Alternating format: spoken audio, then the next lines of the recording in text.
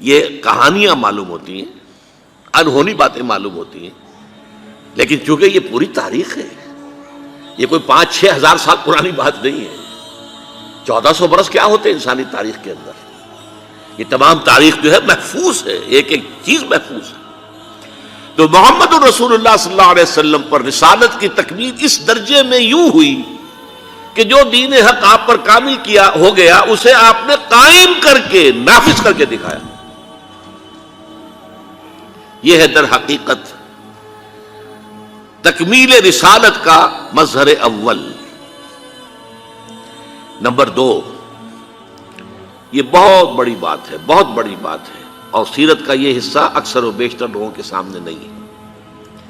ہمارے ہاں میلاد کی محفلیں ہوتی ہیں، سیرت کے جلسے ہوتے ہیں، حضور کے مناقب بیان کیے جاتے ہیں، حضور کی فضیلتیں بیان ہو رہی ہیں، آپ کے گیسوؤں کی بات ہو رہی ہے، اور باتیں ہو رہی ہیں، سایہ تھا نہیں تھا اس کی باتیں ہو رہی ہیں، حالانکہ وہ irrelevant ہے۔ سیرت، اصل سیرت کیا ہے؟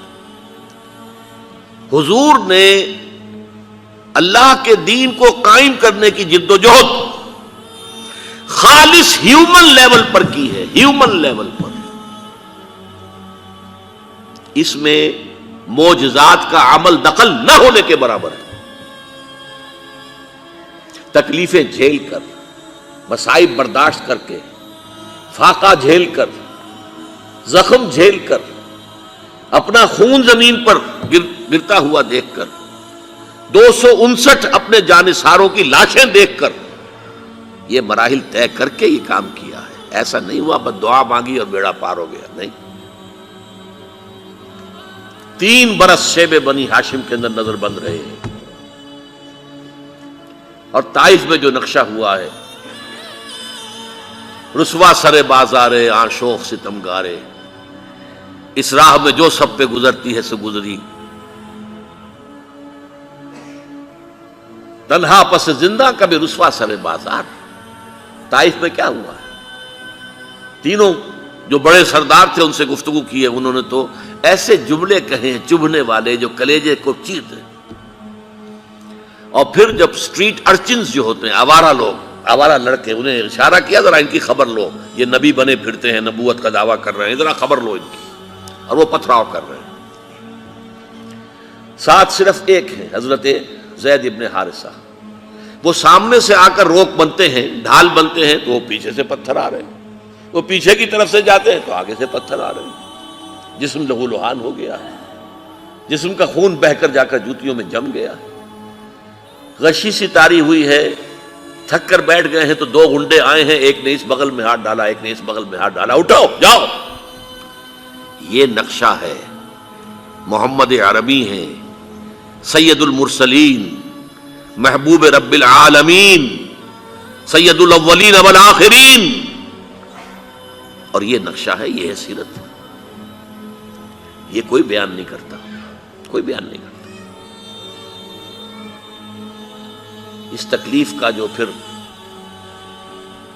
جو نقشہ نکلا ہے، کہ پھر جو حضور کے قلب کی گہرائیوں سے جو دعا نکلی ہے، واقعہ یہ ہے کہ کلیجہ شک ہوتا ہے اسے پڑھتے ہوئے۔ جب وہاں سے نکل کے باہر آ گئے ہیں اور ایک باغ میں تھوڑی سی دیر کے لیے سستانے کو ٹھہر گئے، وہاں آپ کے اب دعا کی ہے، مناجات کی ہے۔ اللہم الیک اشکو ضعف قوتی وقلت حیلتی وہوانی علی الناس۔ اے اللہ تیری جناب میں فریاد لے کر آیا ہوں اپنے وسائل اور طاقت کی کمی کا، اور لوگوں کے سامنے جو رسوائی ہو رہی ہے اس کا۔ کہاں جاؤں، کس سے فریاد کروں؟ تیری ہی جناب میں فریاد لے کر آیا۔ الی من تکلنی، مجھے کس کے حوالے کر دیا ہے؟ الی بعید یتجہمنی اور الی عدو ملکت امری، کیا دشمن کے حوالے مجھے کر دیا جو چاہے کر گزرے؟ ذرا اندازہ کیجئے کہاں سے یہ الفاظ نکل رہے ہیں۔ لیکن پھر یہ فریاد جو ہے اس کا ٹرم کیا ہے؟ ان لم یکن علی غضبک فلا ابالی، پروردگار اگر تو ناراض نہیں ہے تو مجھے کوئی پرواہ نہیں، سر تسلیم خم ہے جو مزاج یار۔